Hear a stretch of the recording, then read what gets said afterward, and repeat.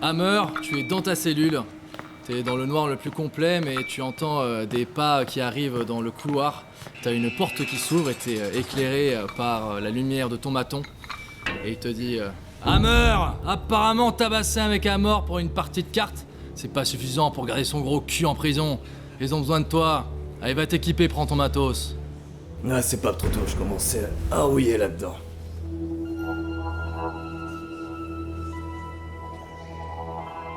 Mason et Chaplin, vous arrivez dans ce grand hangar dans lequel vous avez des compagnies de Marines coloniaux, des Amériques Unis qui sont en train de se mettre tous en rang. Vous avez l'habitude de travailler ensemble, vous êtes dans la même escouade. Toi, Mason, tu es accompagné de cet androïde, Chaplin, qui t'accompagne dans toutes tes missions et qui est là pour t'assister. C'est un professionnel de la médecine qui peut intervenir sur des grandes blessures en toutes circonstances. Et donc vous rejoignez les rangs des Marines. Il y a une énorme estrade qui est placée à quelques mètres devant vous. Et vous avez un adjudant en chef à côté de vous qui prend la parole pour un peu haranguer les troupes. Zmijowski, tu arrives un peu en courant, un peu en retard, prêt à te mettre au garde à vous au moment où le caporal prend la parole. Soldats, vous avez peut-être entendu les nouvelles. Vous deviez vous rendre dans le système stellaire Cygni 61, sur la planète LV38. Malheureusement, il semblerait que ces sales bâtards de l'UPP aient attaqué la planète, parce qu'on n'a plus aucune communication avec elle, on n'arrive plus à la joindre. Et donc plutôt que d'aller vous la couler douce là-bas, on va y aller avec des énormes flingues pour les défoncer.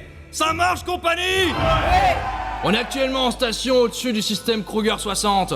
Et dans quelques heures, vous allez pouvoir rejoindre vos compagnies et passer à l'attaque. Checkez vos armes, vérifiez votre équipement et préparez-vous à la baston. On va les fumer, ces fumiers de l'UPP, l'Union des peuples progressistes. Mon cul, ouais, on va les faire régresser. Let's go!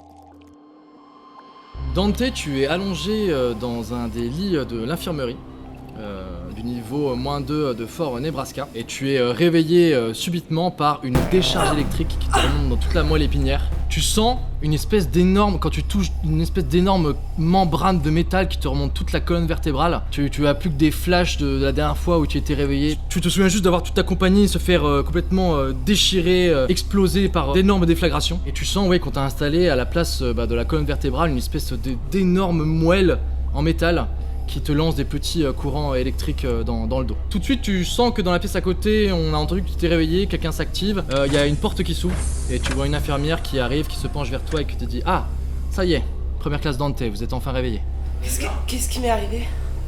C'est quoi que j'ai dans le dos, là? C'est malheureusement, vous aviez perdu l'usage de vos jambes. On avait besoin d'installer cette nouvelle colonne vertébrale, qui malheureusement vous restera à vie, mais au moins vous n'avez pas perdu l'usage de vos jambes. Mais c'est un truc d'androïde? Quelque chose comme ça, si on peut résumer un peu vulgairement. Les Medibots font très bien leur travail et vous n'aurez pas à vous en inquiéter pour le restant de vos jours. Quand est-ce que je rentre là? Vous ne rentrez pas, Dante. Je suis navré, mais le haut commandement a besoin de vous pour une mission exceptionnelle. Besoin de... Mais comment ça? Moi j'ai mon document de démobilisation là. Ce n'est pas à moi qu'il faut vous en prendre. C'est le haut commandement qui vous a personnellement demandé. Vous avez 1 heure pour retourner vous équiper et rejoindre la zone d'embarquement.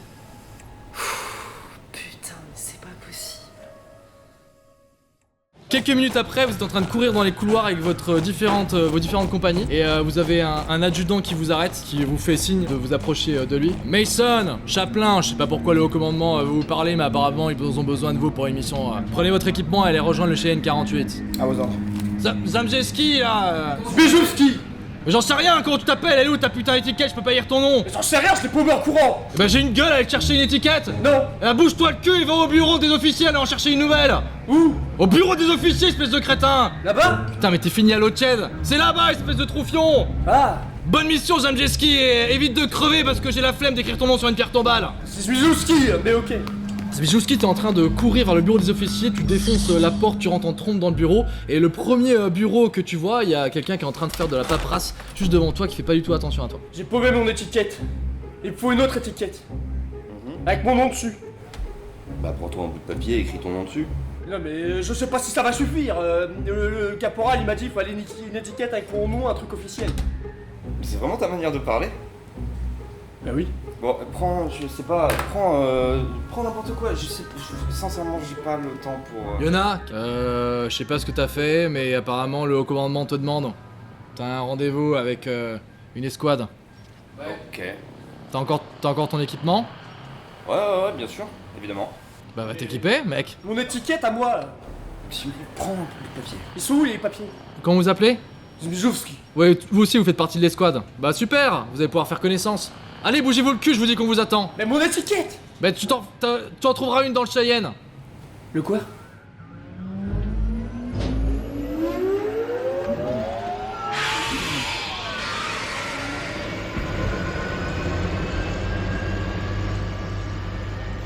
Vous embarquez tous dans un Cheyenne, c'est un vaisseau de transport de l'armée, un vaisseau de combat, mais qui à l'arrière dans une grande soute peut transporter des troupes. Vous vous accrochez avec vos énormes ceintures pour éviter que ça secoue trop. Vous entendez les moteurs et la carlingue qui se mettent à vibrer.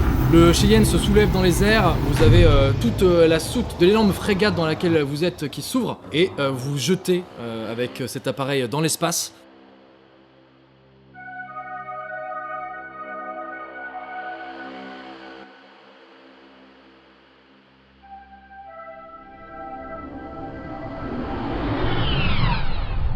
Vous êtes complètement tous coupés de vos différentes compagnies, vous êtes avec des parfaits inconnus et vous vous retrouvez au-dessus d'une petite lune glaciaire qui est plongée dans l'ombre perpétuelle d'une énorme géante gazeuse qui s'appelle Oblivion. Et vous voyez à la surface de cette planète un énorme cyclone de plus de 11 000 km² qui balafre complètement la surface de cette planète gazeuse. Vous avez votre petit Cheyenne qui commence à descendre vers la lune glaciaire. Par les hublots, vous apercevez ce spectacle assez saisissant. Vous voyez que dans l'espace, il y a une énorme station de raffinement qui est reliée à la planète Ariarchus sur laquelle vous allez aller, par un énorme cordon stellaire.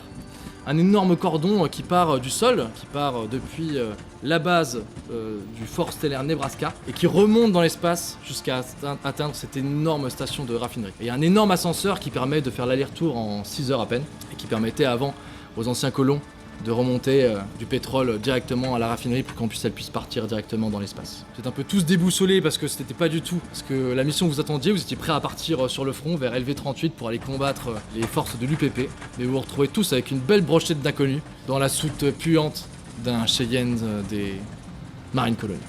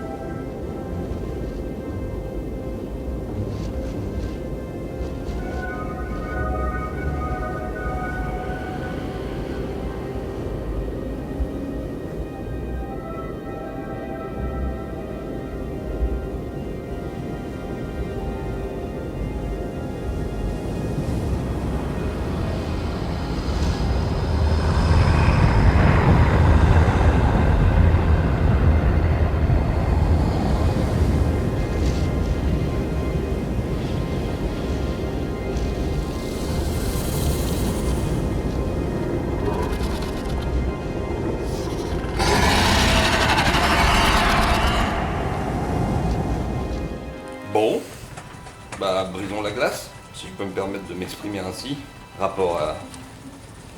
Ok. Excuse-moi. Ouais, Combien de temps combien de temps pour... Toujours été comme ça. Ah d'accord, ok. Tu fais des tutos? Tu Ok. parles beaucoup. Sinon, on peut peut-être en revenir à pourquoi on est là. Sinon, on peut peut-être se concentrer, attendre d'arriver en mission. Il y a une ambiance de merde, hein, quand même, là. Excuse-moi, on s'est croisés tout à l'heure. Je me suis pas présenté. Tu t'appelles comment, excuse-moi? Stanley Mijlowski. Bon bah Mimi, ce sera plus simple. Non, tu m'appelles pas comme ça, là. Tu m'appelles pas comme ça, toi. Doucement, Mimi, tu fais peur. C'est mignon quand tu t'énerves.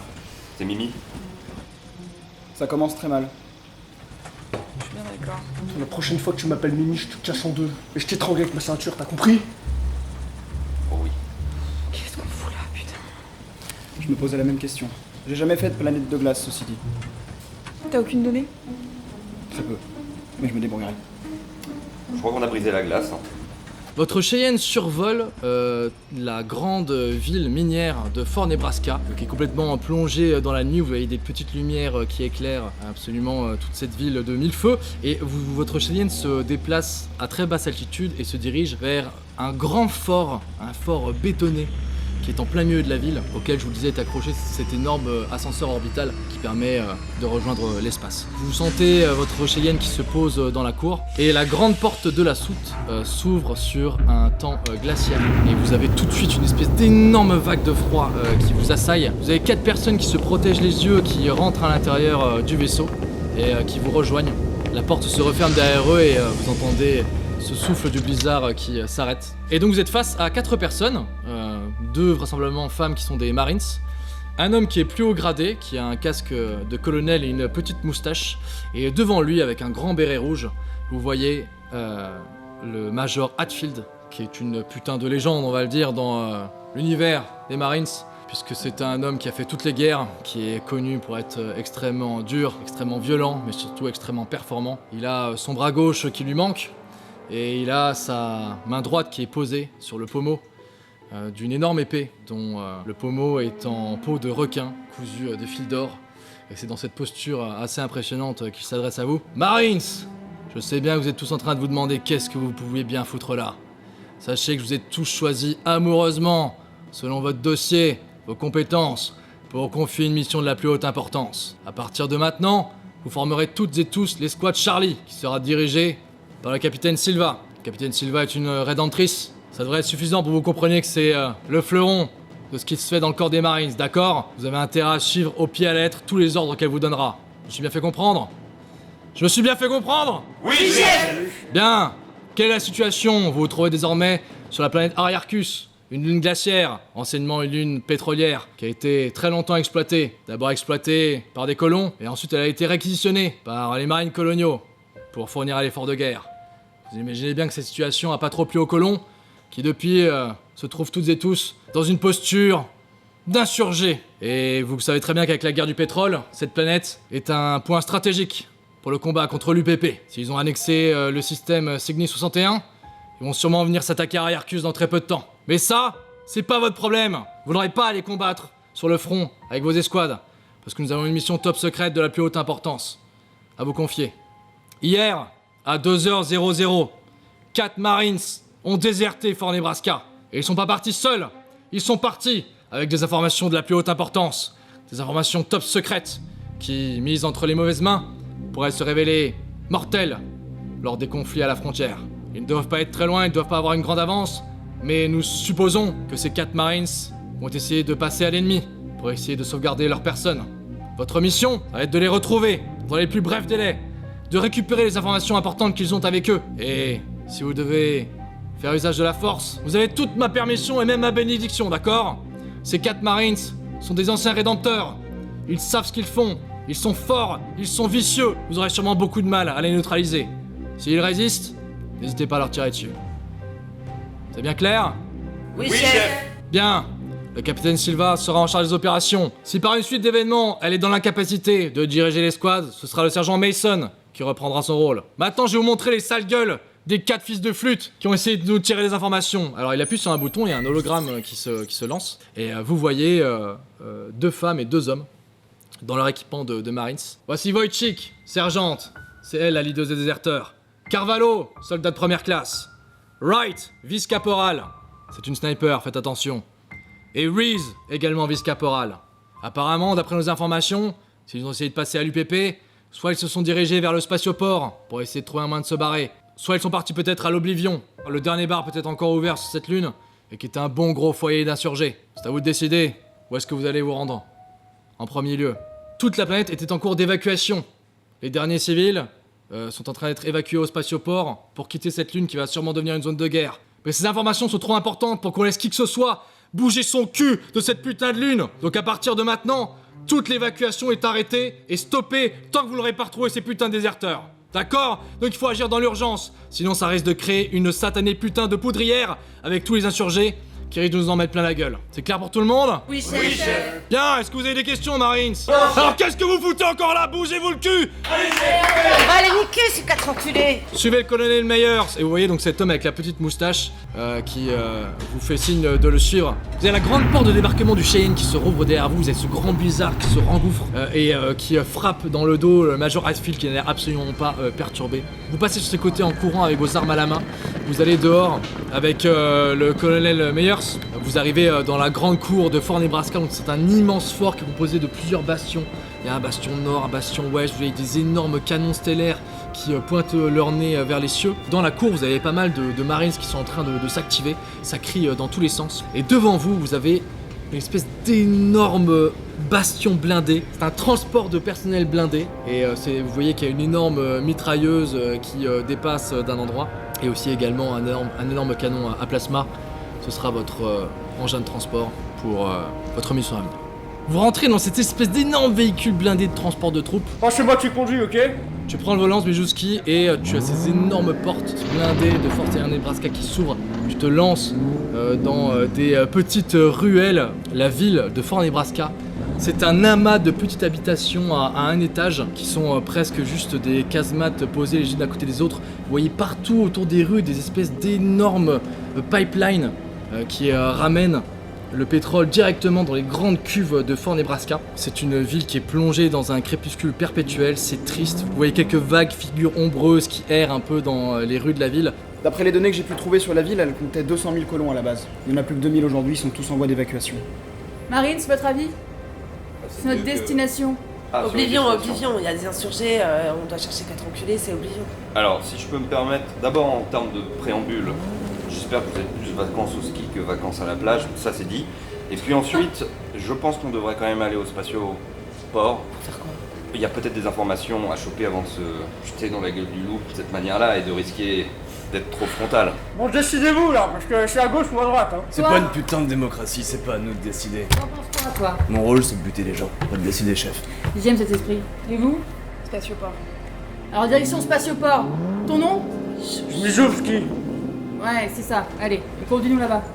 Vous dirigez vers le sud de la ville, vous continuez à avancer dans ces rues quasiment complètement désertes, recouvertes de neige complètement boueuse. Il y a un grand blizzard très très violent qui commence à se lancer. Et vous arrivez devant l'énorme enceinte du spatioport qui est un mur de 3 mètres de haut avec du fil barbelé. Il y a une seule entrée qui est possible dans le spatioport qui est gardée par 4 marines ainsi que par un énorme char d'assaut au canon extrêmement intimidant qui se pointe tout de suite vers vous.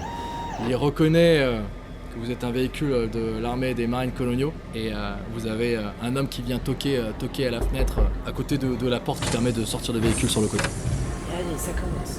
Béatrice Silva, commandante de l'escouade Charlie. Ouais, Il paraît qu'il y a 4 déserteurs dans le secteur.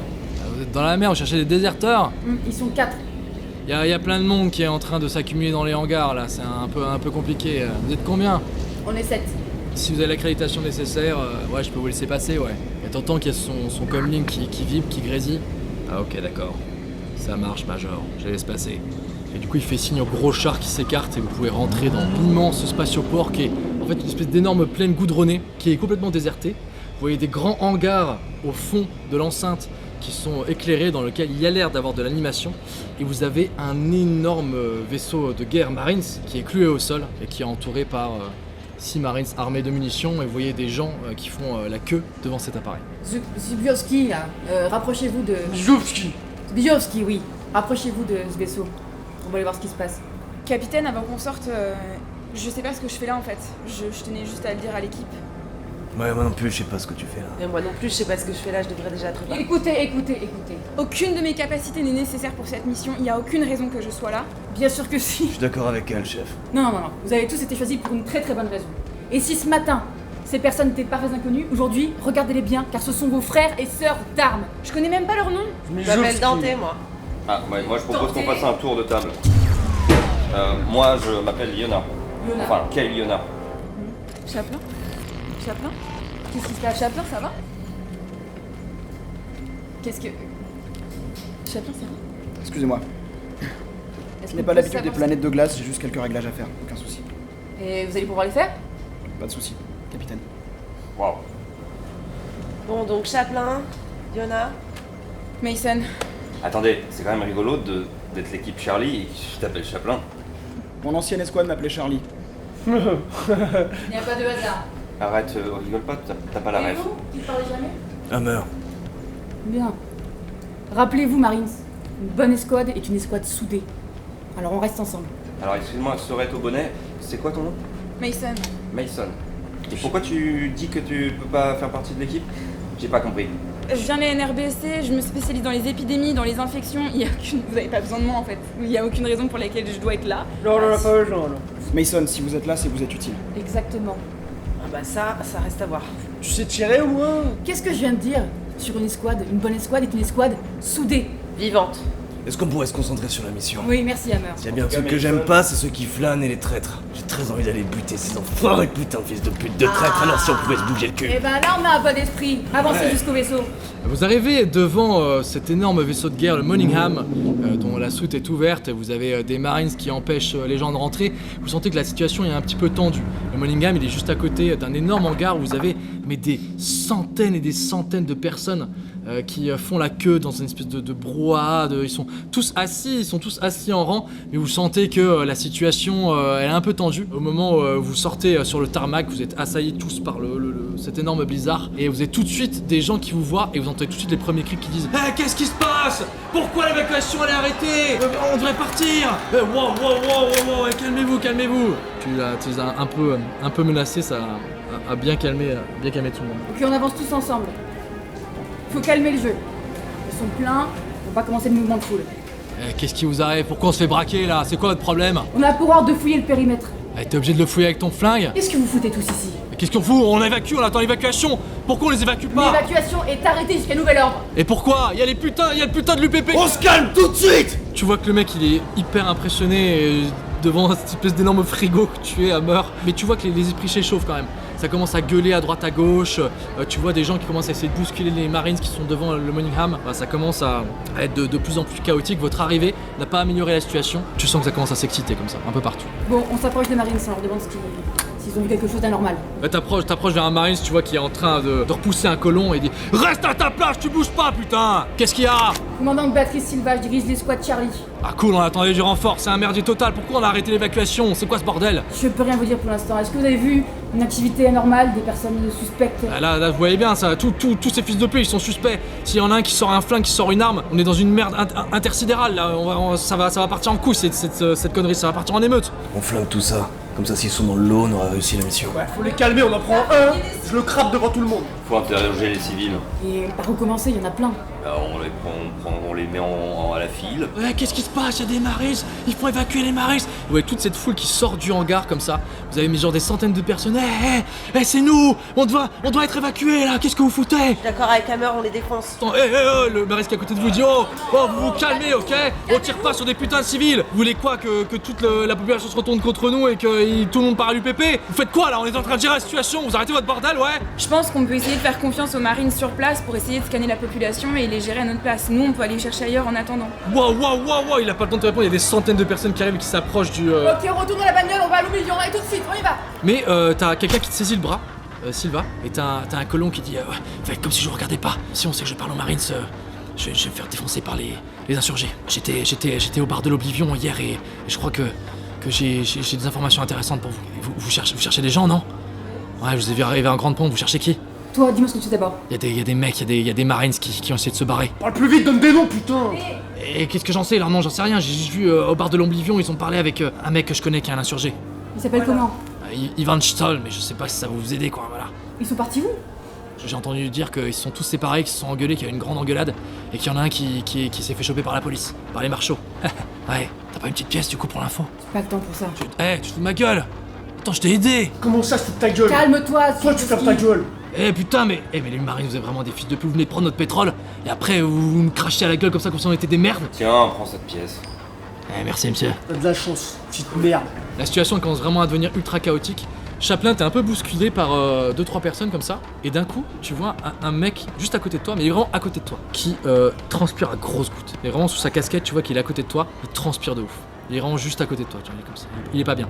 Et c'est pareil, toutes les personnes qui se bousculent, lui il est un peu estomaqué parce qu'il vient de voir un androïde, il vient de te voir, il voit que t'es pas comme tous les gens, et du coup tu sens qu'il est un peu. Il est stressé quoi, il y a un truc qui va pas. Dante, dans la foule, à quelques mètres de toi, tu vois que c'est la confusion, il y a tout le monde qui est en train d'essayer de pousser les Marines. Ils arrivent quand même un peu à calmer la foule. Et tu vois quelqu'un qui essaie de se cacher.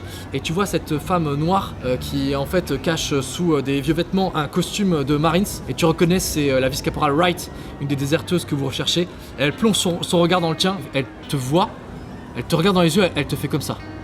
Genre pour te calmer. Je me rapproche de Mason à travers la foule et je dis la scientifique, reste près de moi. Donc le gars qui transpire, on est d'accord qu'il me regarde. Il est juste à côté de toi, mec. Et tu vois qu'en fait, il a des fringues très grosses pour l'hiver, mais tu vois qu'il a quelque chose sous sa veste, quoi. Il regarde le vaisseau, il te regarde toi.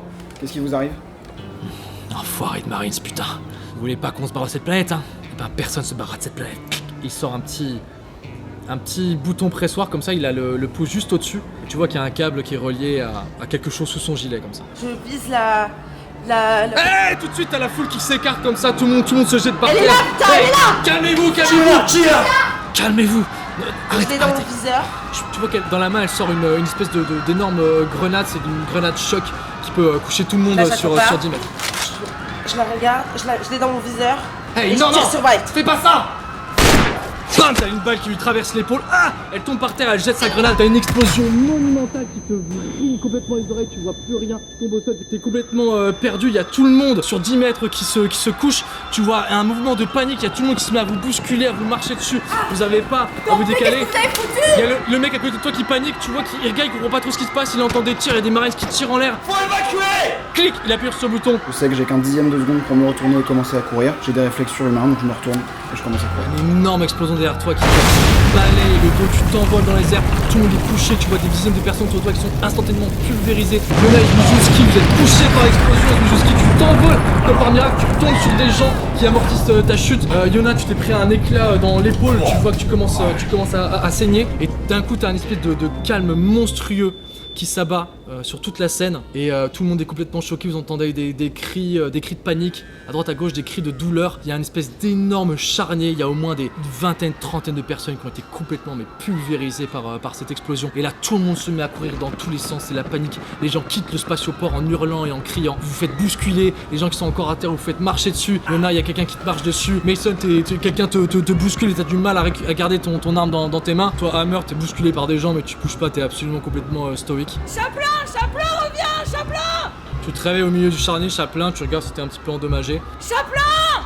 Je cours vers Mason. T'arrives vers Yona, bon tu vois vite que sa blessure elle est assez superficielle et qu'il va pouvoir s'en remettre rapidement. Ah, ça va, il a rien. Ta gueule, putain. Laisse-moi vérifier. J'ai vu que Dante avait tiré sur une Marines apparemment, et je le cherche dans la foule, mais je la trouve pas, putain. Qu'est-ce que c'est que ça, Hammer? Il est Stimix. Tu veux? Ça ira, merci. Sylvain, c'est les Stimix, c'est de la drogue, c'est vraiment pour faire baisser le stress, totalement illégal. Je fermerai les yeux pour cette fois-ci. Ouais, c'est trop la confusion, vous avez des gens qui courent dans tous les sens. Cours vers Dante. Dante, pourquoi vous avez ouvert le feu? Je sais pas, elle était devant moi, tu voulais que je fasse quoi? Qui? Eh ben, Bright! Et elle est où? Eh ben, j'en sais rien, elle a disparu, je l'ai... Bah super, bien joué Dante, J'ai bien touché joué! son épaule, putain! Bon, qu'est-ce qu'on fait maintenant là? On tire ou pas? Bon, déjà, on est tous vivants! Tous les gens se dispersent, mais vraiment les gens quittent le spatioport. Vous voyez que les Marines, ils les laissent partir. Voilà, et vous avez votre gros véhicule blindé qui est en plein milieu du tarmac. Bon, on retourne au véhicule, tout le monde au véhicule. Hammer, aide-moi s'il te plaît. Je continue à Tu peux marcher? J'aimerais bien juste un peu d'assistance. Bon, attends, viens ici là, donne-moi la main toi! Putain, fragile de merde! Je suis à côté de Yona, je peux le porter. Y a aucun souci, je peux même le mettre sur mon dos. Je le mets d'ailleurs, je te prends sur mon dos et je te porte jusqu'au véhicule. Au moment où tu le mets sur ton dos, tu te rends compte en fait qu'il a une petite blessure et qu'il en fait un peu des caisses quoi. Yona, je pense que tu peux marcher. Ta gueule. Fragile. Vous êtes dans votre véhicule et vous filez à toute trombe loin du spatioport, là où c'est un peu parti tous azimuts. Y en a une qui est morte ou pas? Dante, t'es sûr que tu l'as tué? Non, je suis pas sûre que je l'ai tué, je l'ai touché. Comment ça t'es pas sûr? Putain! C'était super utile, Dante, bien joué. Et je vous rappelle, les ordres, il faut également obtenir leurs informations. On n'est pas là pour les tuer tout de suite. Oui, enfin il a quand même dit qu'on avait l'autorisation de les tuer. Il faut réfléchir, Dante, réfléchir! Vous êtes dans votre véhicule et vous roulez au milieu de ces rues boueuses en direction du bureau du Marshal. Eh Mason, Chaplin, merci beaucoup. Pas de problème. Hammer, pas merci en tout cas, du tout. On est des frères Hammer ou pas? Et l'équipe Charlie, des frères? Eh frérot, merci. Bon, Yona, ça va, je crois que vous pouviez marcher sans problème. Autorisation de lui en coller une. Non, ça ira. Par contre, je veux juste vérifier un truc. Dante, on n'est pas sûr que t'as tué du coup le sergent Wright, c'est ça? Non, on n'est pas sûr. Tu l'as pas tué?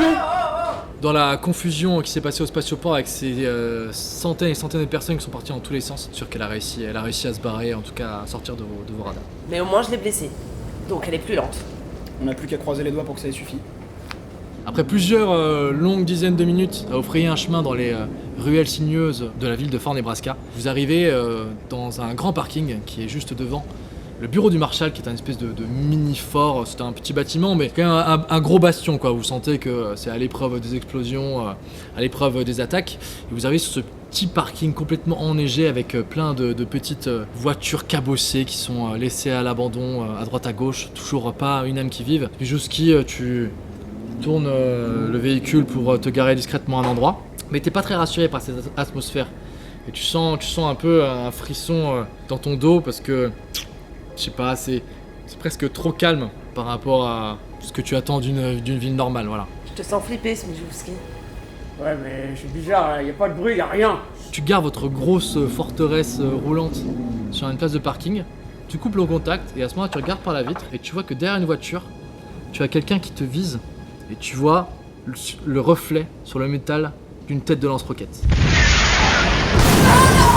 Vous avez votre voiture qui fait un énorme roulé-boulé quand elle se prend une énorme explosion. Vous êtes tous jetés contre les murs de l'appareil. Heureusement, vous êtes encore tous accrochés. Vous n'êtes pas trop blessés. C'est vraiment Smijewski et Yona qui ont pris le gros de la déflagration. Votre voiture blindée est complètement cabossée. En roulant, elle bouscule une voiture et elle tombe sur le dos. Vous êtes tous à l'envers, comme ça, accrochés à l'envers. Et vous entendez des cris partout de votre voiture. Fumier de Maris, on va vous baiser, putain! Vous entendez, ça commence à mitrailler, vous entendez les premiers impacts de balles sur votre véhicule blindé. Capitaine! Ok, Marie, ceux qui peuvent, sortez du véhicule, on se met derrière et on désarme ces connards! Capitaine, Yona et Smij, ils sont touchés, je crois. Restez à l'intérieur! Non, je serai pas à l'intérieur, moi je suis pas une tapette, je sors de l'unité. Alors, bouge le cul! Sylva, tu sors par la porte qui est retournée, tu défonces la porte et tu vois qu'il y a plusieurs figures qui sont derrière des voitures qui sont en train de vous mitrailler avec des AK-47. Ok, je me mets à terre, je commence à les viser, je tire et j'en ai touché un! Je me suis détaché, je sors par la porte en prenant mon smart gun. Et je vais leur exploser leur mère à ces fils de pute! Hammer, tu sors avec ton énorme smart gun juste à côté de Sylva, tu vois qu'avec sa petite mitraillette, elle en a touché un, et toi t'arrives et tu vois que ton smart gun, il bousille les bagnoles, il fait des trous de la taille d'une tête, t'arrives à toucher un homme, bam, qui tombe en arrière. Totalement à l'envers dans la voiture, il y a les ordres de Sylva, je m'en souviens pas. Je me détache du coup et je sors de l'autre côté opposé au tir pour me mettre derrière la voiture. Je regarde rapidement s'il n'y a pas une meilleure zone de couverture. Après il y a un tour où je vais me mettre en position au niveau de la voiture, sur le côté de la voiture, et je vais commencer à viser. Je suis du côté passager où l'enculé il m'a tiré dessus avec sa roquette, c'est le premier que je vais chercher, et je le vois comme ça donc je le vise. Et tout ce que j'ai dans le chargeur. Tu le touches aussi, il se réfugie derrière la voiture. En fait, vous voyez que vous avez affaire qu'à une demi-douzaine d'hommes, quoi, mais qui ont l'air plutôt mal équipés, qui tirent un peu au hasard. Ils ont pris pas mal de balles, les insurgés, mais ils reprennent du poil de la bête. Vous voyez qu'ils se positionnent, ils vous tirent dessus, ils vous bombardent. Hammer, tu restes debout, tu continues à bombarder comme ça, et t'as vraiment aucune balle qui te touche, elle file au-dessus de ta tête. Sylva, tu prends une balle mais qui ricoche contre ton armure. Et toi, Smijewski, tu prends une balle dans ton casque, mais pareil, qui ne te touche pas, qui ne t'atteint pas. Sylva, t'as une deuxième balle qui ricoche sur ton armure. Pareil, Smijewski, t'as une balle qui ricoche dans la portière juste devant toi. Je me décroche, je tombe sur le dos, je me relève, j'ouvre la portière, je sors directement avec une agilité absolument incroyable et je fonce immédiatement vers les gars qui restent du coup debout. Chaplin, il se tape un sprint qu'aucun être humain ne pourrait faire. Tu sautes par-dessus la voiture, tu arrives devant un mec qui est complètement apeuré, qui se retourne avec toi avec son AK-47. Tu essaies de lui mettre des coups. Un Android, tu peux couper des gens à main nue, hein, tellement tu es fort, mais tu vois qu'il arrive à t'éviter, il est un peu en panique. Ah, il est complètement terrorisé, ça ne devrait pas avoir un Android contre lui. Et du coup, il se plaque contre la voiture en te braquant avec son AK-47. Je me détache, je tombe par terre, je rampe, j'arrive, je vois Chaplin qui est en mauvaise posture, il y a un gars, il arrive pas à toucher, alors je vise sur le bord Non, ça y est, je l'ai touché. Tu as touché en pleine épaule, il tombe par terre au sol comme ça. Je sors de la voiture, en même temps que je sors, je change d'arme. Je prends le lance-roquette, je le mets du côté d'Iona. Et je tire. Tu vois une énorme explosion, t'as deux voitures qui volent, les deux mecs qui étaient derrière sont complètement pulvérisés, écrasés par la voiture. Les voitures elles vont rouler ça et là. Chaplin, t'es juste à côté de l'explosion et tu en sens le souffle. C'est la panique, vous voyez tous ces hommes qui crient et il y en a qui commencent à essayer de s'enfuir. Je vois qu'il y en a 2 qui s'enfuient, je les mets en joue et je tire sur eux. Tu vois qu'ils se prennent des balles dans le dos. Bon, je commence à stresser, j'arrive quand même à en abattre un en me tirant dans le dos. Tu abats les deux hommes qui restent, celui qui est à côté de Chaplin et celui qui est en train de s'enfuir. Tu les abats dans le dos. Et même quand ils sont encore couchés et la tête plantée dans la boue et la neige, tu continues encore de tirer pendant quelques instants. Et tu vois que tout le monde ça y reprend un peu ses esprits et un peu calme. Vous voyez au milieu de ces énormes voitures qui sont en cendres, 2 marshals qui sortent du complexe avec leurs pistolets. Et qui sont en mode, qu'est-ce qui se passe? Qu'est-ce qui s'est passé? Qu'est-ce qui se passe? Vous êtes qui? Vous arrivez juste à temps. Ça va? Vous êtes des Marines? Ouais. Ah venez vous mettre à l'abri. C'était qui ces gars en fait là? C'est des insurgés. Ils détestent les Marines parce qu'ils considèrent que c'est de votre faute ce qui est un peu vrai en vrai. Bon venez, rentrez. Vous pouvez pas nous aider avant là? Mais on vient d'entendre les coups de feu, on est sortis dès qu'on a entendu les coups Ça de feu. fait un quart d'heure qu'on se tire dessus. Ils nous en veulent, bon venez, je vais vous expliquer, venez à l'intérieur. Ils nous en veulent à cause du pétrole et parce que les Marines ont réquisitionné tout le pétrole et la planète. J'ai une question de la plus haute importance. Ouais. On dit des marshals ou des marshals? Vous rentrez dans le bureau du Marshal, qui est, je vous l'ai dit, un bâtiment un peu fortifié, mais c'est un petit bâtiment avec un seul niveau, dans lequel vous arrivez dans une grande salle d'accueil. Vous voyez une femme qui est en train de s'activer derrière un énorme ordinateur. Sur les côtés, il y a des casiers avec plein de documents dedans. Vous avez 2 marshals coloniaux qui sont en train de s'activer. C'est un peu la panique, il y a des petites alarmes qui résonne dans les 4 coins de la pièce. Vous avez ce vieux marshal qui vous a fait rentrer, qui vous accueille et qui vous regarde tous et qui vous dit bon alors qu'est-ce qui se passe, est-ce que je peux vous aider? On nous a dit que vous êtes intervenu à l'Oblivion hier soir et que vous avez enfermé un Marines. Ouais, dans les alentours, ouais. Bon, c'était un mec complètement ravagé, il avait bien picolé, je crois qu'il avait des choses à oublier apparemment. Comment il s'appelle? Je sais pas si c'est lui que vous parlez, on a un autre mec en salle d'observation. Comment il s'appelle? Celui qu'on a ramassé Vous l'avez dans pas la rue. interrogé? Bon, il est où là? Et vous êtes en train de me dire que je fais mal mon travail? Il est où? Et il est où? Je suis en train de vous dire qu'on a 2 personnes. Il y a une personne qui est en salle d'interrogatoire et l'autre personne qui est dans une cellule en train de décuver. Mais je sais pas lequel vous intéresse. Il y en a un, c'est un insurgé notoire. Et l'autre, effectivement, il a un équipement de Marines. On pourrait peut-être interroger celui qui est en Marines, ce serait possible? Ça dépend, vous avez une autorisation? Ouais. Parce que là, vous supplantez un peu notre autorité, quoi. Nous sommes l'escouade Charlie envoyée par le Major Hatfield. Donc oui, évidemment, on est assermenté. Ah ouais? Bah, je vais checker ça, attendez. Bougez pas. Et donc, vous voyez qu'il passe derrière le comptoir, il parle avec la femme qui est derrière le comptoir, qui a l'air complètement en panique devant tout cet attirail électronique qui a l'air de complètement partir en cacahuète. Et vous voyez effectivement, il y a les salles d'interrogatoire qui sont sur votre droite, et ensuite sur votre gauche, il y a les couloirs qui donnent accès aux cellules. Et vous entendez du bruit dans les salles d'interrogatoire, vous entendez que ça s'agite un peu.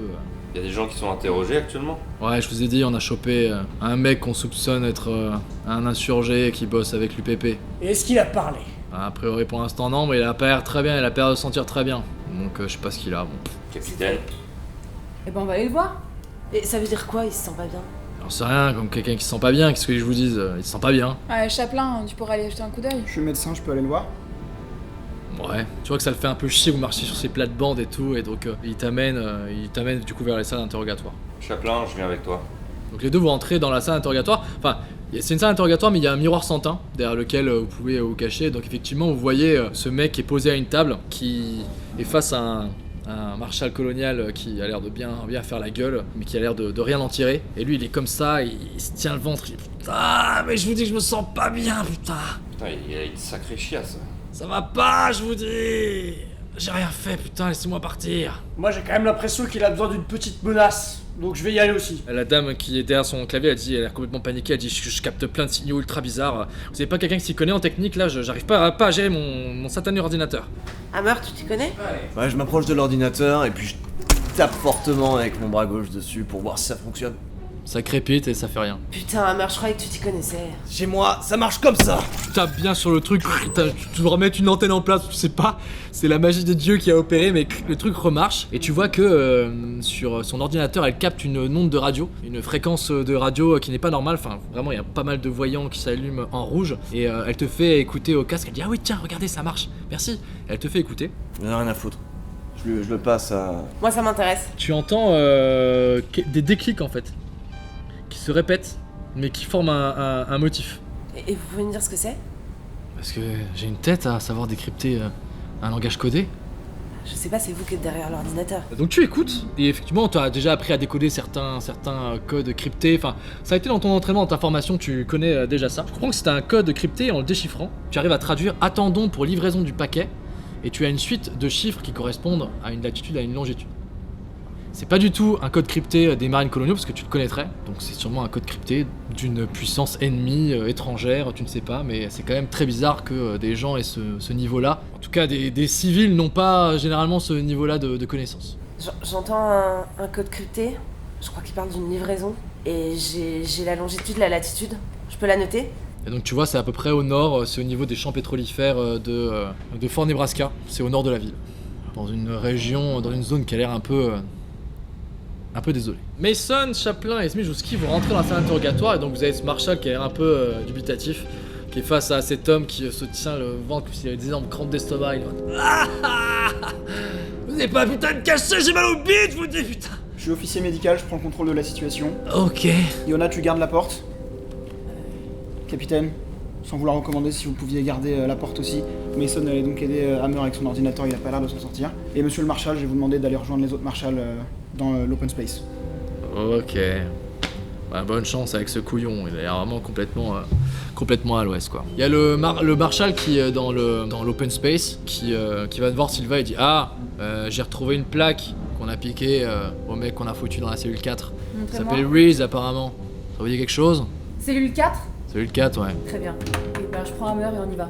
Allez. Capitaine, j'ai écouté, il y a un code qui a été envoyé là. Il y a une livraison qui est prévue à cette latitude et cette longitude là. Une livraison? Ouais, je sais pas ce que c'est. Un colis. Riz en saura sûrement plus. Merci. Et donc vous allez dans le couloir, vous avez une grosse porte qui s'ouvre sur le côté.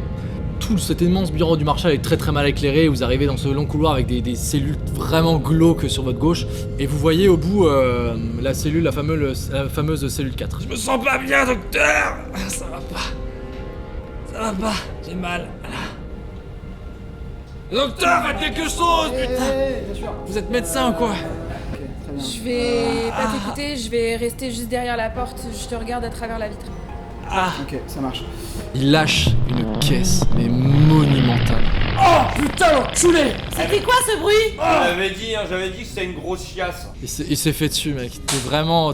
Tu ne sens rien car tu es un androïde, mais tu sens quand même des molécules bizarres qui viennent toucher les pores de ta peau, ça c'est pas... Voilà. Bon maintenant moi c'est bon, j'en ai assez vu, donc maintenant le mec il a commencé à me saouler, donc je le prends comme ça, par la gorge, et je commence à l'étrangler. Maintenant tu vas arrêter tes conneries, et tu vas nous dire que tu veux tout ici, ok?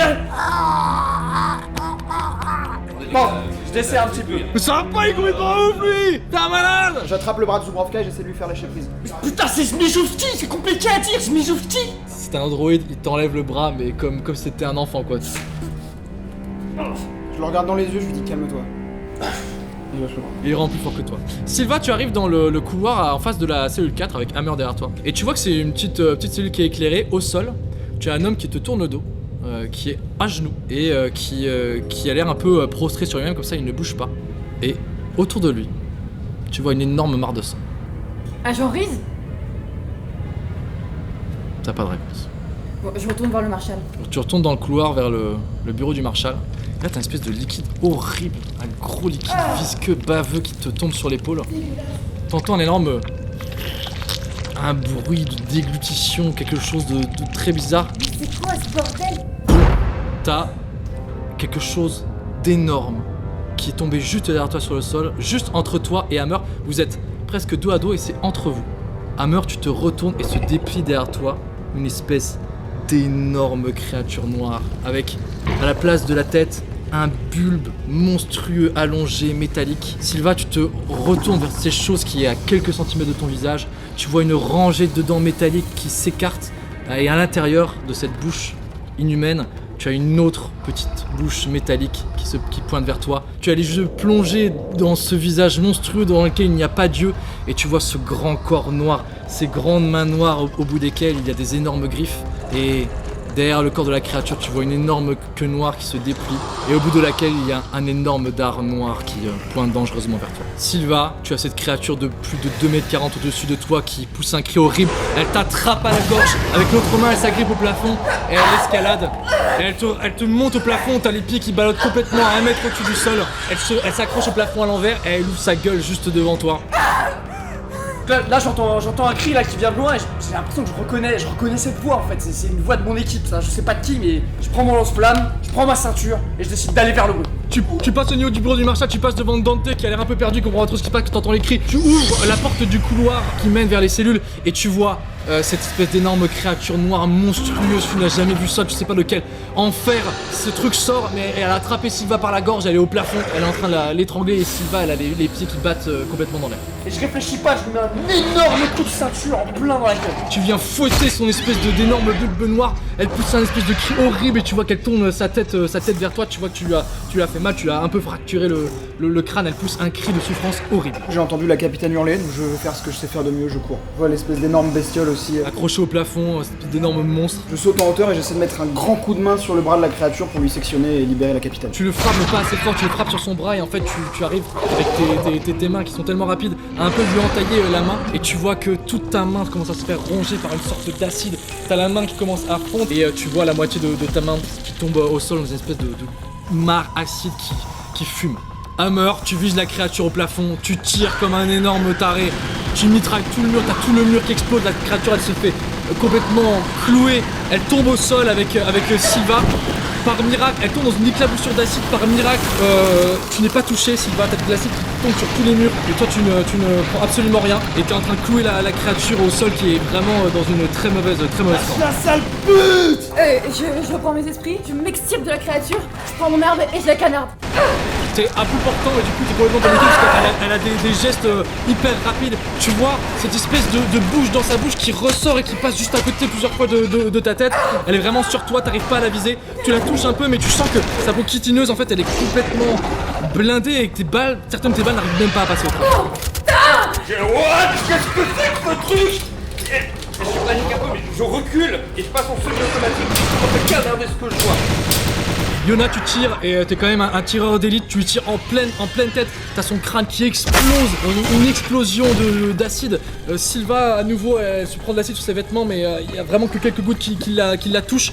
Encore un miracle, Sylva ne se prend aucune averse d'acide, juste les murs sont complètement recouverts sous l'effet de la balle. La créature, elle s'écrase au sol, elle commence à fondre dans une espèce de bouillie verdâtre, il y a de la fumée, une odeur horrible acide qui vous remonte à tous dans les narines. Vous arrivez tous à ce moment-là, vous vous rejoignez tous dans le couloir et vous voyez cette espèce de monstre qui sort d'une autre dimension, quoi, quelque chose qui n'existe pas. C'est quoi ces trucs? J'arrive après la bataille. Mais quoi? Mais c'est quoi ce truc? Putain ça pue encore plus que tout à l'heure! Mais Sam, tu sais ce que c'est? Tout le monde va bien? Non. Putain, c'est ce que c'est quoi? Mais attendez, est-ce qu'il croyait qu'il faut qu'on la crame? Mason, ça va? Crame-la. Vas-y, crame-la. On se barre! Barrez-vous! Mason, calme-toi. Bah, je décide de la cramer! Allez, vas-y, je remets un coup là! Parle, Mason. Qu'est-ce que c'est? On arrête.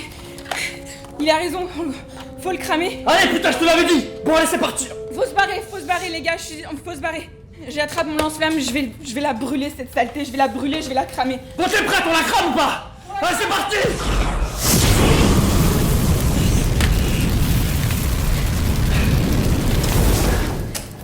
Vous avez plus qu'un espèce d'énorme tas de cendres horribles au milieu du couloir. Vous avez les marshals qui sont derrière leur bureau, qui n'ont pas trop compris ce qui se passait, qui relèvent la tête, qui s'étaient tous cachés derrière leur bureau après les premières fusillades. Et Hammer, toi, tu te retournes, t'es déjà passé à autre chose.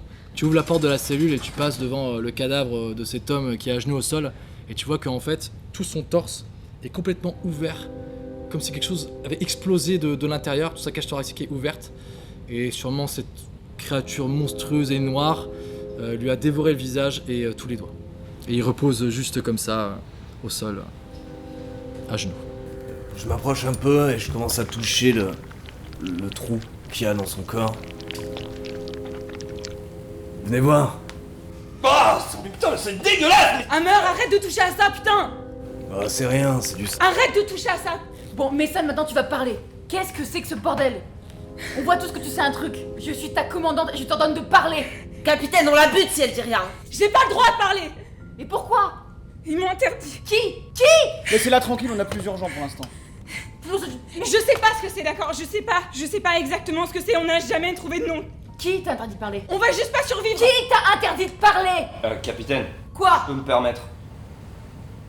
Mason, on a besoin que tu nous dises, s'il te plaît. Et le grippin, il a pas des infos? J'en sais pas plus que vous. Yaphora, Yaphora? Sephora? ça te fait vraiment rire? J'ai vu 38 de mes camarades crever à cause de ces conneries. Mais ça fait combien de temps que ça dure?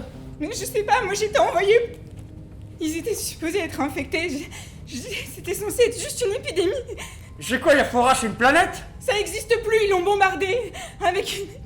Donc l'épidémie vient de Yaphora? Je sais pas d'où ça vient. Je sais juste qu'il y avait une de ces putains de créatures de merde sur T'en as Yaphora. beaucoup dit, Mason. Putain, je devrais même pas être là, moi.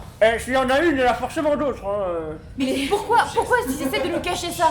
La seule chose que je peux vous dire, c'est que vraiment, on se barre d'ici. On n'a aucune chance face à ces trucs-là, donc on se barre. Mais on vient d'en buter un. Vous entendez un gros bruit d'hélicoptère qui a l'air de passer juste au-dessus en vol stationnaire du bureau du Marshal. Vous avez toutes les lucarnes en haut du bureau du Marshal qui explosent, vous avez des cordes qui tombent, vous avez des espèces de commandos qui descendent, ils sont dans des combinaisons d'hiver brunes avec des masques qui les cachent complètement et des lunettes avec des tout petits yeux comme ça. Ils ont tous des énormes flingues et des énormes pistolets comme ça aussi qui descendent, ils les braquent pas trop vers vous. Il y a une femme qui tombe au sol, qui enlève son masque, une femme un peu asiatique et qui vous dit « C'est bon Marines, repos, on est avec vous, on bosse pour le colonel Meyers, on prend le relais. Repos Marines, baissez vos armes, Laissez-les faire.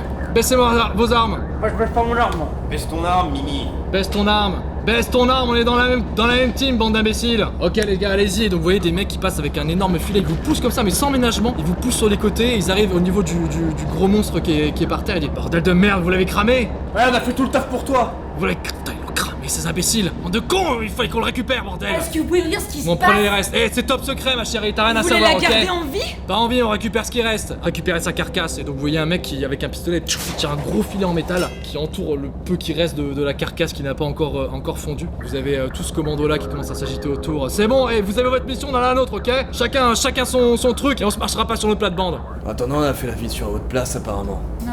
Et votre mission c'est de trouver les déserteurs, d'accord? Nous on a notre propre objectif. Juste une question, quand même. Qu'est-ce que cette merde foutait dans le plafond? En fait, tu vois en regardant au plafond que t'as une espèce d'énorme, comme une sorte de cocon noir qui a été crevé, comme si cette espèce d'énorme créature avait été en gestation et qu'elle avait fait son nid dans un coin du plafond. Et c'est en crevant ce cocon qu'elle est tombée juste derrière Sylva. Mais qu'est-ce que cette merde foutait dans le plafond? Eh, vous avez rien à savoir, d'accord? Vous fermez vos gueules, vous faites votre mission et nous on fait notre taf. Si on cherche les déserteurs, est-ce qu'il y a un lien entre les déserteurs et cette espèce de grosse crevette là? Ça vous regarde pas, vous faites votre boulot, on fait le nôtre. Comment vous voulez qu'on fasse notre taf si vous nous dites rien? Vous vous démerdez, vous avez des ordres, non? Bon, Escouade Charlie, suivez-moi. T'as com qui vrille, t'as la voix toute calme du Major Hatfield qui te dit c'est bon, Sylva, ils sont de la Weyland Lutanie. Mais c'est bon quoi? Vous nous envoyez au casse-pipe, on sait rien, c'est quoi ce bordel? Capitaine, je vous invite à surveiller votre ton avec votre major, capitaine. Est-ce que je vous ai permis une seule seconde de parler à votre hiérarchie sur ce ton? Mais on nous dit pas tout! Vous respectez les ordres? Vous suivez ce qu'on vous demande de faire? Sinon c'est la putain de cour martiale. Pour vous et toute votre équipe, c'est bien compris? Si je vous donne pas des infos, c'est parce qu'elles sont classées top secrètes. Je vous donne exactement ce que vous avez besoin de savoir pour remplir votre mission, d'accord? Rien de moins pour vous mettre en danger et rien de plus pour vous mettre dans une galère sans nom. C'est clair? Soldat, c'est clair? Capitaine, dites que c'est clair, moi je veux juste rentrer chez moi là. Oui, chef. Ça raccroche comme ça.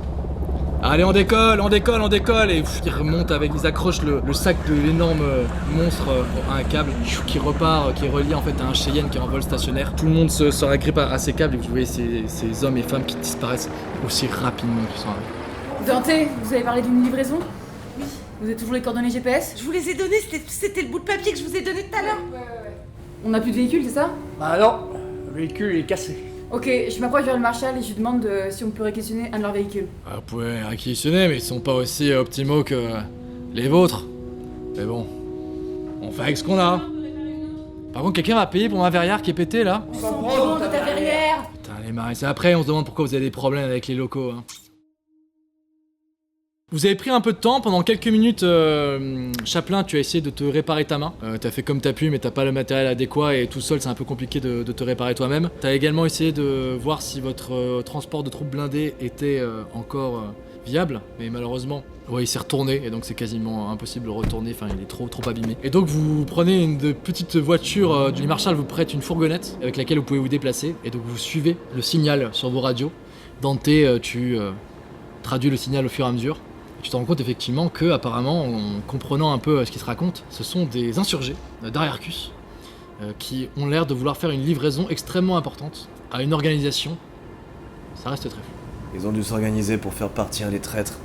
Ils doivent les livrer à l'IPP. Mais qu'est-ce que t'en sais, toi? On sait rien.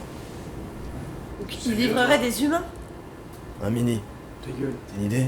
ta gueule. Tu me rappelles une fois Mimi, je t'ai trop avec ma ceinture. pas le moment.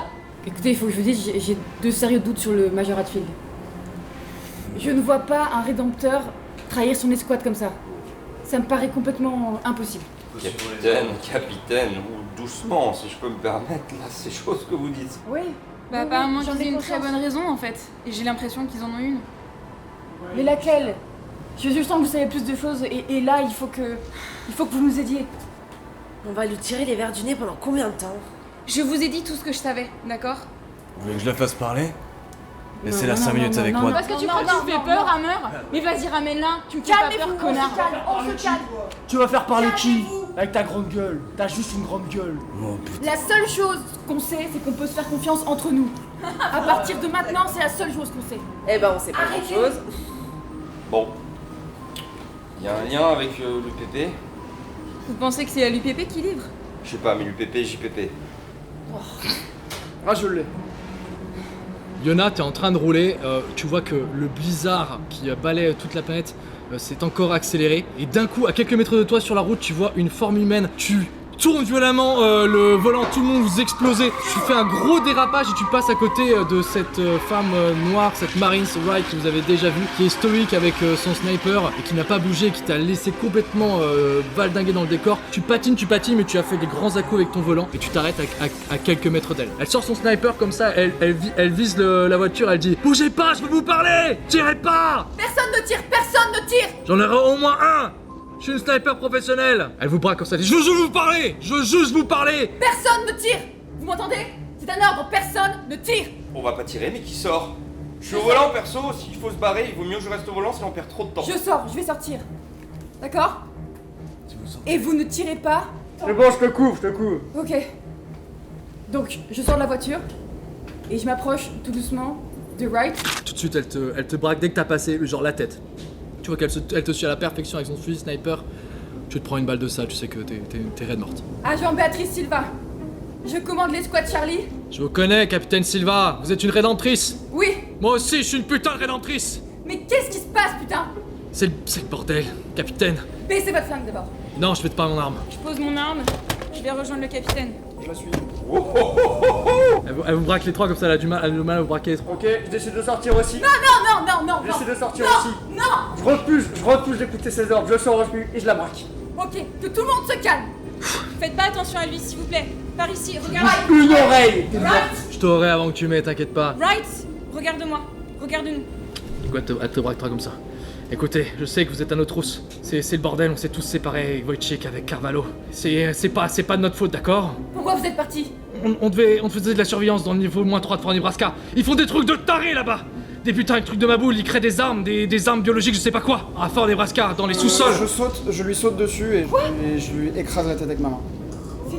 Vous voyez Chaplin qui se met à courir dans la neige à toute vitesse, elle est complètement surprise, vous avez presque la scène qui est figée au ralenti. C'est une experte, elle a des réflexes assez incroyables, elle tourne son sniper vers toi, elle te tire dessus au moment où tu vas arriver vers elle pour lui serrer la gorge, tu entends une détonation horrible, t'as ton bras gauche qui vole en éclats, t'as le bras complètement pulvérisé, tu tombes par terre comme ça, t'as du liquide blanc qui sort de ta bouche, tu t'évanouis et tu te rebootes. Putain, mais ça va pas, Chaplin! Chaplin, Qu'est-ce qu'il a? Il va pas bien lui, putain il va pas bien votre android. Ok, calmez-vous. Un problème, passager. C'est jeté sur elle. Pourquoi c'est sur elle? Putain, mais Mimi, va voir ce qu'il y a. Arrête de m'appeler Mimi, toi, putain. Je savais que vous vouliez me buter. Je vous ai dit de m'écouter, bordel. Regardez-moi, calmez-vous. Chaplain? Il se passe des choses au niveau -3 du fort Nebraska. Le colonel Meyers est en train de mener une opération secrète avec des armes biologiques. Mais putain, mais c'est ce que je dis, t'essaies de me buter. Je n'étais pas moi-même. Jusqu'ici, j'étais contrôlé par un autre androïde du nom de Jaël qui était sous les ordres du colonel Meyers. Je pouvais rien faire. Je savais. Putain, vous voyez ce que je vous dis, c'est vrai. On devait garder une cargaison et on devait transporter cette espèce d'énorme créature. Il y en a qui se sont échappés et on s'est fait baiser la gueule, mais vraiment littéralement par l'espèce de truc horrible. Et ils ont pondu un truc bizarre en nous. On est tous putain de porteurs d'un espèce de putain de monstre. Ah putain, quoi. Mais la flamme. Tirez pas. Non. Bouge plus. Je suis guéri. Reste loin. Je suis guéri. On peut pas guérir de ça. Si, apparemment, au fort Nebraska, ils nous ont dit qu'ils nous avaient inoculé un produit. On s'est barré parce que Wojcik, elle a dit qu'elle avait lu des dossiers là-dessus, que c'était un tissu de conneries et que c'est vraiment totalement aléatoire. Pour ça, Chris, il est mort. C'est pour ça que moi, je suis pas morte. J'ai un détecteur de mouvement, je vais vous scanner le ventre pour voir s'il y a quelque chose qui bouge à l'intérieur. Tu fais un mouvement, je te crame. Dans la seconde. Mais bon, pourquoi je suis venu vous parler? Parce que j'ai pas issu de secours. Wojcik et Carvalho, ils pensaient qu'ils pourraient aller voir les insurgés et se barrer avec eux. Je sais pas où ils sont maintenant et Reese, il s'est bourré la gueule. Bon, c'est trop long, allez, vas-y, va lui scanner le bide là. Elle a mis la main sur son flingue quand même, tu vois, elle attend. Donc tu lui scannes, et tu vois effectivement sur ton scanner que dans son thorax, elle a une espèce de créature larvaire qui est repliée sur elle-même, qui semble totalement immobile, et en tout cas qui ne présente aucun signe de vie. Mais c'est quelque chose d'énorme, quoi, ça lui prend quasiment l'intégralité du thorax, quoi. Chaplain, tu vois quoi? Elle est infectée, mais ça bouge pas à l'intérieur. Comment ça bouge pas? Elle a quelque chose à l'intérieur, mais je suis pas sûr que ce soit encore vivant. Le truc est mort. Non. Ça, c'est mort. S'il vous le dit, putain, écoute ton putain d'androïde s'il te le dit que c'est mort. Tu te rappelles quand tu t'es attrapé la gorge, ce que ça faisait? Imagine, s'il sortait là encore. À ce moment-là, vous avez un espèce d'énorme vrombissement, vous êtes tous balayés par de la neige qui se relève, vous avez cette espèce d'énorme vaisseau Cheyenne, vaisseau de transport, le même que vous avez vu au bureau du Marshal. Il y a des cordes qui tombent, vous avez les mêmes espèces de paracommandos militaires qui tombent au sol comme ça, qui s'approchent de vous, ils sont 8, ils vous braquent comme ça avec des flingues. Écartez-vous, on la récupère! Écartez-vous! Non. Écartez-vous, capitaine, vous avez vos ordres! Faites ce qu'ils disent. Capitaine! Je travaille pour Eggford. Ouais, c'est moi avec Fort Tête de Nœud. C'est moi qui bosse pour la Weyland-Yutani. T'as fait ce qu'on t'avait demandé de faire, maintenant t'as servi, tu sers plus à rien. La situation sous contrôle, laissez-moi faire. Non, nous on a la situation sous contrôle. Elle s'avance vers nous doucement, tu poses tes armes, right? Putain, baissez vos armes là, ça sert à rien. Attendez. Laissez pas me prendre, putain. Je sais pas ce qu'ils vont faire, ils vont me charcuter, putain. Et j'essaie de prendre Vaille par le cou comme ça. Elle voit que tu passes derrière toi, mais tu vois qu'elle est hyper rapide, elle te prend le bras, elle te retourne, elle te fait une clé de bras comme ça. Hammer, Yonard, évacue. Et là, je tire dessus. Tu tires sur Eggford et en fait avec la panique tu la rates complètement. Vous voyez tous les hommes autour de vous qui instantanément comme un seul homme se mettent à tirer sur Silva. Il y a des balles qui lui transpercent son armure, il y a une balle qui lui perce le genou, son genou explose, elle tombe au sol comme ça. Dans une barre de saut. Eh putain, vous calmez, on vous allume tous, d'accord? On la bute si vous calmez pas. Vous avez vos coms qui grésillent comme ça. Et ça fait Escouade Charlie, Major Hatfield. Silva, tenez-vous à carreau à partir de maintenant. Hammer, vous êtes capitaine de l'escouade. S'il y en a un qui suit pas les ordres, vous avez le droit de l'abattre. Je me suis bien fait comprendre. Et qu'est-ce que vous voulez? C'est quoi ce bordel? Ça vous regarde pas, on vous a dit, elle vous dit Eggford. Hammer, capitaine, mais il est con comme un palais. Vous jouez les cons, bande de cassos. Filez-la nous. Je pensais que c'était moi qui étais censé reprendre le commandement. Mais ils nous mentent depuis le début. C'est des connards, tu n'as pas compris encore. Et toi, tu nous dis pas tout. Moi, je commence à avoir vraiment de la ville qui me monte dans la gorge. J'ai presque envie de gerber. Juste les hommes ils s'approchent du coup de Rai qui t'a pris comme ça et tout. Et elle te lâche et elle dit putain de merde. Moi je reste dans la voiture, je regarde dans le rétro pour assister à tout ça. Du coup, je m'avance jusqu'à Wright, je l'attrape derrière la tête et je la jette vers les squads qui arrivaient en hélicoptère. Connard. Ils lui mettent des menottes comme ça, ils l'accrochent, ils lui menottent, c'est des menottes qui se sémentent à d'autres menottes qu'elle a au pied, et ils la traînent comme ça, et ils l'amènent et ils l'accrochent de la même manière à leur câble, et elle est tout de suite élitroyée. Tenez-vous à carreau, putain. Je vais voir Silva, je vais essayer de voir ce que je peux faire. Chaplain, tu m'aides s'il te plaît? Il se passe quelque chose de bizarre avec Dante. Je vois Dante dans le rétro et je sais pas ce qui lui arrive, elle a pas l'air d'aller très très bien, je vais me rapprocher d'elle. Tiens, file-lui ta ventoline, toi là. Tu fermes bien ta gueule et tu me parles pas comme ça. Toi, tu fermes bien ta gueule. Eh Dante, Je suis à 4 pattes, j'ai vraiment envie de gerber. Je sors mon flingue. Et je te braque. C'est comme ça que ça commence? Je te garde. Oh putain, ok, je recule carrément. Si je te la braque. Qu'est-ce que tu fais, Yona? Quoi, lance-flamme? Qu'est-ce qu'il y a? T'as mal au ventre? Je sais pas, j'ai mal au thorax, mais je pense que c'est ma putain. colonne vertébrale. De quoi? Ok. Donc là, Wikipédia, quelle huile thorax? Ok, donc là, je décide de l'attacher avec ma ceinture. Je passe la ceinture autour d'elle pour plus qu'elle puisse utiliser ses bras. Ah mais putain, mais c'est pas bon. Mais je suis pas contre vous, putain, je vous dis que j'ai envie de gerber. Vas-y, bouge plus là, bouge plus. Je lui scanne le thorax du coup. Elle a, au milieu du thorax, une très belle créature vermiforme qui a l'air tout à fait en vie et en train de s'agiter copieusement. Elle est infectée. Et ça bouge. Comment ça, je suis infectée? Mais non, je suis pas infectée. T'en as un dans le bide, Dante. T'es sûr? À l'intérieur, il bouge, il en veut. Oh, je devais rentrer chez moi. Chaplin, est-ce que tu peux sortir le truc de son bide? Comment? Attends. Tu es médecin, mais tu n'as pas du tout les ustensiles pour mener à bien ce genre de chirurgie. Pour réussir à l'extraire, il faudrait que tu aies accès à un Medibot. Donc c'est une espèce de grosse capsule de soins dans lesquelles vraiment la chirurgie se fait toute seule. Voilà. Mais il y en a qu'une, tu sais qu'il y en a une peut-être potentiellement à l'hôpital, une à Fort Nebraska. Et donc si je lui extrais là comme ça, il y a 0% de chance de Elle meurt. Elle meurt à 100%. Si je lui extrais le truc du ventre comme ça, il y a aucune chance qu'elle survive. Ok, donc on fait pas ça, hein? Y a d'autres solutions? Tu proposes quoi comme solution? Quel intérêt d'extraire la chose si elle est de son ventre? Pourquoi on extrairait le truc là? Pour le buter sans la buter elle! Un minimum d'humanité, putain! Il a dit qu'elle allait crever si on le fait sortir! Non, y a une autre solution, Chaplin, y a une autre solution. Si on va à Fort Nebraska, on aura peut-être accès à un Medibot pour l'extraire. Attendez, je suis pas sûr qu'on ait le temps. T'as mal au ventre? T'as envie de vomir? Ça va vachement mieux là. Puis maintenant c'est l'autre con qui commande, donc qu'est-ce qu'on fait là? De toute façon, il y a une veux la personne qui buter donne les ordres ici, hein. C'est que moi. Donc c'est moi qui déciderai de ce qu'on fait avec ce... Désolé Dante, t'étais un bon soldat. Vous Franchement... avez votre oreillette qui crépite. Vous entendez la voix du major Hatfield qui dit: Bon soldat, vous avez une mission. Vous avez un point à aller. Vous avez des coordonnées à suivre.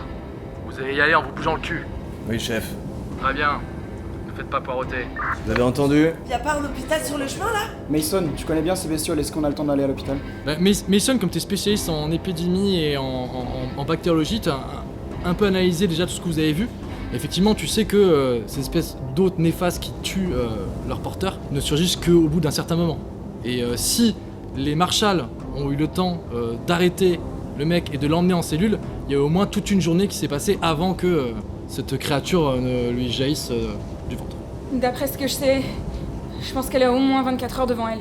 Je pourrais pas le garantir à 100%, mais d'après ce que j'ai vu et d'après ce que je comprends, oui, au moins Si tu 24 te heures. gourres là, il y a un truc qui sort et qui nous a... Eh ben on la garde, d'accord? T'es à point, voilà, tu la gardes, elle est sous ta direction maintenant et tu gardes un œil sur elle. T'es pas mon chef, hein? Ouais déjà, tu vas fermer ta gueule.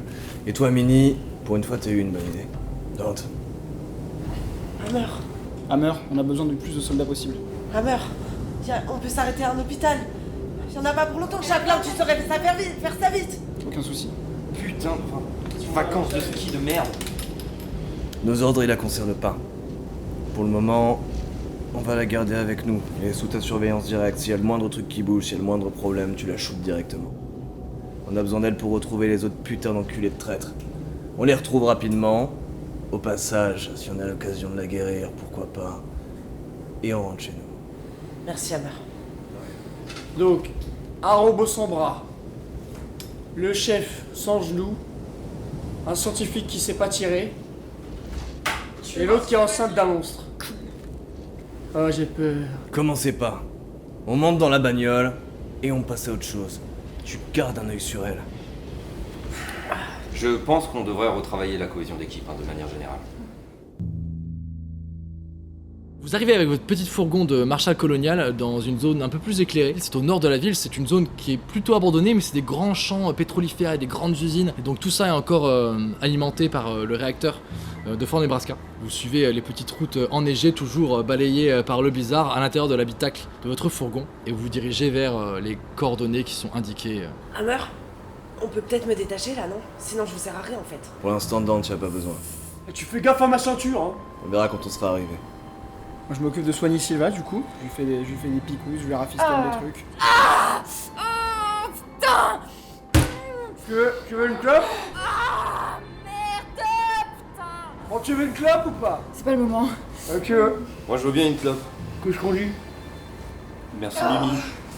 me faire enculer. Et vous arrivez non loin de là où vous indiquent les coordonnées. Et vous voyez en fait un grand complexe, une espèce de grande bâtisse qui est entourée par un mur d'enceinte. C'est une maison de riches colons. Elle a un étage et au-dessus vous voyez une énorme antenne relais qui pointe vers le ciel. Vous voyez qu'il y a 2 hommes à l'entrée de l'enceinte avec des AK-47 qui ont l'air de faire attention un petit peu à ce qui se passe à droite à gauche. Et vous voyez aussi une figure sur le toit d'un homme qui est en train de patrouiller. Tu arrives, tu mets un coup de volant un peu rapide, tu arrives à te glisser dans une ruelle et à cacher la fourgonnette dans la ruelle sans que, à des centaines de mètres de toi, les 2 personnes qui sont à l'entrée du complexe ne te repèrent.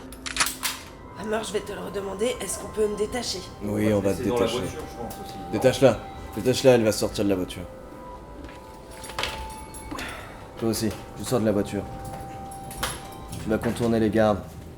Et tu vas aller me les choper. Tu cours assez vite, non? Ça devrait le faire. Toi aussi. Pour le moment, tu nous sers à rien. T'es une bombe. Tu peux exploser à tout moment. Donc autant que tu nous serves un maximum en attendant que ça arrive. Tu vas aller me choper le garde sur la droite. Et toi, le garde sur la gauche. Et qu'est-ce qu'on fait du garde en observation, en haut? Tu t'en occupes. Je reste loin du coup. Et moi je fais quoi là? Toi, tu fermes ta gueule. On n'est pas obligé de travailler dans ces conditions, hein, par contre. On peut bien se parler. Bah, Hammer, tu veux que je fasse quoi, moi?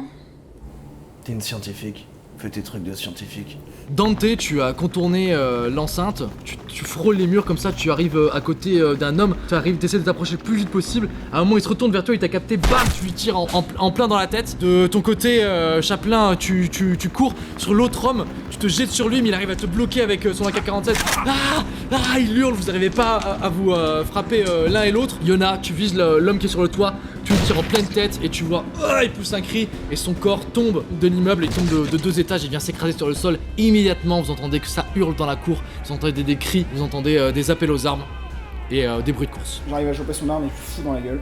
Il se les prend dans le nez, putain, on nous attaque. Il tire un peu au hasard comme ça avec son AK-47 en l'air. Pour qu'il arrête de tirer dans le vide et qu'il prévienne tous les autres, je lui tire dessus aussi. Dante, t'essaies de viser l'homme qui se bat avec Chaplin, tu tires mais il se débat et en fait avec Chaplin il bouge, t'as Chaplin qui passe devant toi, tu vois tes balles qui traversent le corps de Chaplin, il a pas l'air de réagir mais tu vois qu'en fait t'as touché ton camarade. Bah, j'arrive à m'extirper de la voiture, je rampe et je me mets en position face à l'entrée, j'attends les ordres de Hammer. Je réfléchis pas, j'entends les coups de feu et je vais vers les coups de feu parce que je me dis que là j'ai envie de me battre. Donc là je vais me placer directement devant la porte de l'enceinte et dès que j'en vois, j'éclate. Ok, donc tu entrebats cette énorme porte et tu l'ouvres, t'es accueilli par une salve de balles mais tu t'engouffres dans la brèche et tu commences à tirer sur tout ce que tu vois. Tu cours, tu vois en fait t'arrives dans une espèce d'énorme cour dans laquelle il y a des véhicules, tu cours pour aller te cacher derrière un véhicule, tu vois des hommes qui sortent du bâtiment comme ça, il y avait 2 gardes, ils te tirent dessus, toi tu vas te cacher derrière une voiture, en même temps tu tires et tu vois que t'en atteins un et tu le blesses vraiment à mort, il tombe au sol comme ça. Tu vois que c'est vraiment que des pecnos, hein, c'est des habitants qui ont pris les armes, c'est des insurgés. Jusqu'à tu cours au milieu des balles comme ça, tout le monde est en train de te mitrailler, ils te ratent tous, t'as tout, des ports de mur à côté de toi qui explosent, tu te jettes derrière une voiture et boum, t'as une balle qui vient encore ricocher contre ton casque, qui est bien abîmé mais toi ça va, tu n'as rien. Je me mets derrière Hammer et je suis les ordres. Donc elle se met derrière toi contre le mur, tu vois qu'elle recharge et elle attend que tu fasses quelque chose. Mimi est complètement taré, je le vois courir comme un dératé et aller genre foncer tête baissée. Je me reproche pour trouver un spot pour avoir un champ de vision sur l'ouverture de la porte. Tu te mets à courir, en fait tu vois que sur le toit, il y a un homme qui réapparaît et il a un énorme lance-roquette. Je vise parfaitement dans la tête, je tire et il s'effondre. Il tombe en arrière, il tire en fait avec son lance-roquette, la roquette elle part, elle va s'écraser dans un immeuble juste à côté et en fait vous voyez ces énormes pipelines qui fait une explosion mais monstrueuse en explosant. Vous vous rendez compte effectivement que vous êtes dans une ville complètement pétrolière avec des pipelines de partout. Vous avez une explosion mais qui doit se voir mais à des dizaines de kilomètres, toute l'intégralité de la ville l'a vue, vous avez un bruit assourdissant comme ça et là c'est là que vraiment ça commence à tirer dans tous les sens. J'attrape Sylva avec une main, je la soulève et je l'amène jusqu'à la bagnole. Je la jette sur le siège arrière, je monte à l'avant, je démarre la voiture J'en profite, je monte dans la voiture avec eux. et je fonce à l'intérieur de Tu l'enceinte. fonces, tu vois ce portail qui se rapproche à toute vitesse, cet énorme portail métallique explose et t'arrives au milieu de la fusillade. T'as un homme qui vient de sortir du bâtiment, tu lui roules dessus, boum, il se fait exploser par la fourgonnette. Tu piles juste avant de t'encastrer dans le mur. Sylva et Mason, vous pouvez sortir sur les côtés de la fourgonnette. Je saute sur le gars. Tu l'attrapes par la gauche avec ton seul bras valide, tu l'exploses sur le perron du bâtiment. Tu le maintiens comme ça au sol, il est complètement étranglé. Il est vraiment à ta merci, tu peux vraiment faire ce que tu veux. Vous voyez que les tirs venant du toit, il n'y a plus personne. Toi, Yona, tu commences à rentrer dans la cour parce que tu as supprimé tout ce qu'il y avait en hauteur. Vous êtes tous du coup réunis un petit peu au même niveau et vous entendez en fait des hurlements dans la maison. Vous entendez des cris, ça gueule, vous entendez que ça gueule et en fait vous voyez la porte est ouverte et au fond du bâtiment vous voyez un escalier et vous voyez un homme qui est projeté mais avec une violence incroyable, qui se casse la gueule dans les escaliers, qui vient s'exploser la nuque en bas, vraiment il est complètement mort. Il y a un autre homme qui dévale les escaliers et qui s'enfuit en courant. Vous voyez que descend des escaliers une femme qui de prime abord a un aspect humain tout à fait normal, mais en fait vous voyez que sur ses bras elle a des énormes veines noires qui remontent sur son bras, sur ses doigts. Quand elle se tourne vers vous, elle a des veines noires qui lui parcourent tout le visage, qui lui tapissent le visage. Elle a 2 yeux qui sont complètement noirs, elle n'a plus de pupille, plus rien. Elle est au-dessus des escaliers comme ça en train de... Je m'avance vers elle directement. Je m'avance, je me tiens devant elle. Tu reconnais en t'approchant vers elle la sergente Wojciech. T'arrives vers elle, tu montes les quelques marches qui te séparent d'elle, t'arrives avec ta ceinture et en fait tu plonges ton regard dans ses yeux noirs. Il y a comme une espèce de truc envoûtant, t'as un moment d'hésitation. Elle avance vers toi comme ça, elle est à quelques centimètres de ton visage, elle te dit « Il faut que je me soulage ». Et tu lui mets un grand coup dans la gueule. Tu vois cette femme, tu lui as mis un grand coup dans le visage, elle a pas bougé d'un pouce, elle a juste la tête qui a tourné comme ça et tu vois que sous sa chair, il y a une espèce d'os, tu lui as ouvert la joue sur quelque chose de grisâtre, de noir comme ça, elle se met à rire.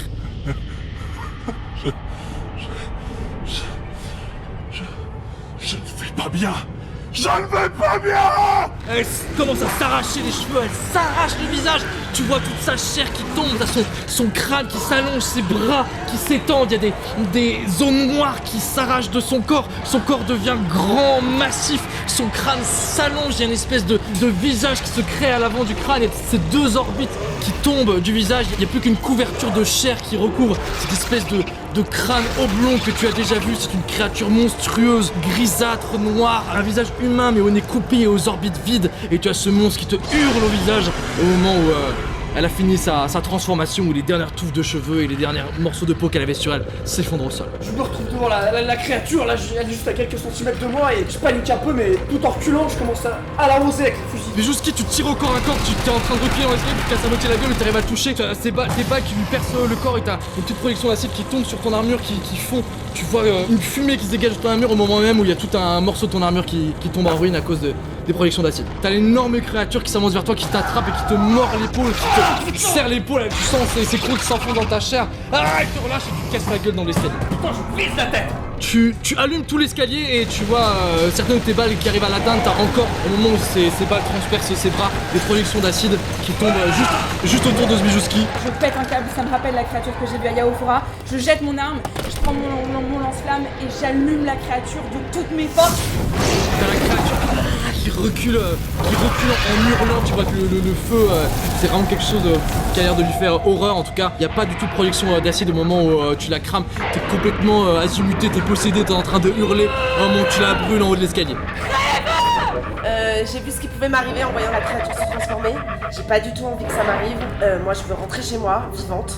Donc je me barre, je recule en les tenant tous en joue et je vais jusqu'à la bagnole pour aller dans un Medipod. Tu cours dans la cour, tu te barres, tu fonces vers les portes qui ont été enfoncées par Hammer et il y a ton oreille qui crépite et t'entends la voix du Major Hatfield qui dit Tentez, soldat, demi-tour. Ok, donc je me prépare à balancer une grenade. Je me prends une petite dose de Simic. Je suis prêt à lancer. Donc tu vois la créature qui disparaît dans une explosion, c'est une énorme déflagration et en fait vous avez plein tous de petites gouttes acides qui vous atterrissent dessus. Vous te mettez tous à brûler, vous en avez sur le visage, dans les yeux, vous cramez de partout. Zbijouski, t'as de l'acide qui t'a touché presque les yeux, t'as les yeux qui te brûlent, tu vois quasiment plus rien. Toi aussi Sylva, t'as tous tes avant-bras, ton visage qui est rongé par l'acide. Je vois que Dante est sur le point de partir, je lui fais des signes pour qu'elle m'attende, je veux partir avec elle, je veux absolument aller faire des Nebraska. Hé Dante! T'as les yeux brûlés, Zbijouski, tu vois pas où tu vas, la créature elle te passe à côté parce que vraiment elle te juge pas digne de son intention.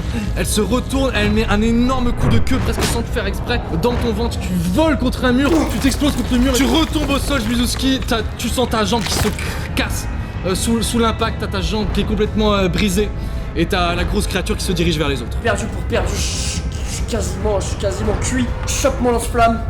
Je me mets face à la créature. Et je donne tout ce que j'ai. Vizuski, t'es au sol, t'as cette grosse créature qui t'a passé à côté, qui s'avance vers les autres en poussant un râle horrible. Par derrière, tu armes ton lance-flamme qui était accroché à ta combinaison et tu l'allumes, tu lui brûles le dos, la queue, elle se retrouve engouffrée dans les flammes. Et tu vois qu'elle pousse un cri horrible, elle se ratatine, t'as sa peau sur son dos qui se déchire et qui noircit. Et vraiment, ce n'est plus qu'un espèce de tas de chair fumante qui dégage une odeur acre et horrible. Et elle se recroqueville sur elle-même, espèce de monstruosité qui était anciennement Wojcik. Elle s'écroule au sol devant tout le monde, dans une espèce de mare de gelée horrible, noircie par les flammes. Et les quelques flammes qui restent sur son dos se consument et elle ne bouge plus. Les autres, vous êtes tous devant cette créature qui est au-dessus des cadavres de tous les hommes insurgés qu'elle a tués. Sylva, tu rejoins Dante en claudiquant. Dante, tu es un peu bloqué. Je suis en pleine hésitation. Et là, tu entends Bordel de merde, soldats, évacuez la zone. À toutes les unités, évacuez la zone. Rendez-vous à Fort-Nebraska. À toutes les unités, je répète, rendez-vous à Fort-Nebraska. Et tu vois en fait les canons stellaires de Fort-Nebraska qui se soulèvent comme ça et qui commencent à tirer vers les cieux. Il y a les énormes projectiles qui traversent la couche nuageuse. Au-dessus de vous, vous entendez un vrombissement. Vous avez un avion de chasse de l'UPP, un crocodile qui perce les nuages et qui part à la poursuite d'un Cheyenne qui lui tire dessus, qui explose en vol et qui va s'écraser plus loin. Vous voyez à des kilomètres de vous, au loin, la barrière de nuages qui est percée par la coque d'un énorme navire corvette de l'UPP. Et vous voyez plein de petites capsules qui percent les cieux et qui s'effondrent sur Ariarchus. Le PP est arrivé et le PP attaque.